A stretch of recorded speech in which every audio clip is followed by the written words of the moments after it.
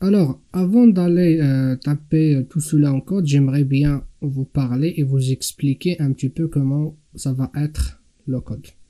En fait, c'est très simple. Donc, ou bien, il faut avoir déjà notre bin pour le service d'émotion. Donc ça, vous le connaissez déjà. On va ajouter un autre bin. C'est pour, par exemple, un losange qu'on va avec un ID losange.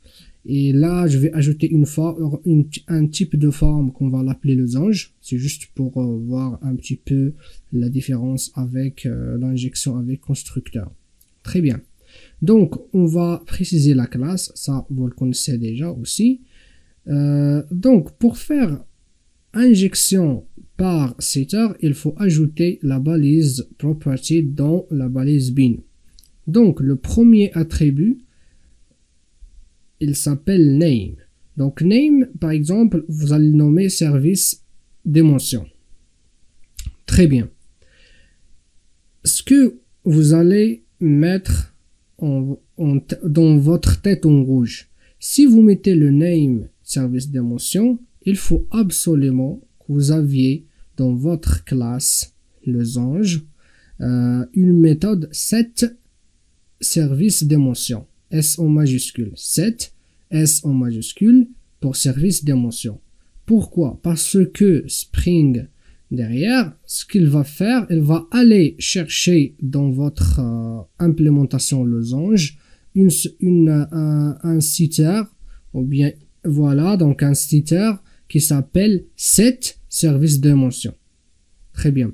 Pour les curieux, en gros, comment ça marche? En fait, je vous ai parlé déjà d'un module qui s'appelle SPIL, en fait Spring Expression Language. En fait, il est utilisé derrière là. Donc, c'est lui qui fait ce genre d'opération. Donc, je ne vais pas entrer dans le détail.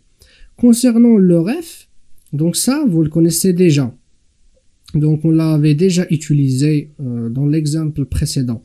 Donc, Spring, il va aller chercher, donc comme je vous ai dit, une méthode qui s'appelle setService d'émotion et il va mettre comme ici dans les paramètres la référence, donc mon service d'émotion qui pointe vers une dimension, voilà, donc ou bien une implémentation de service d'émotion.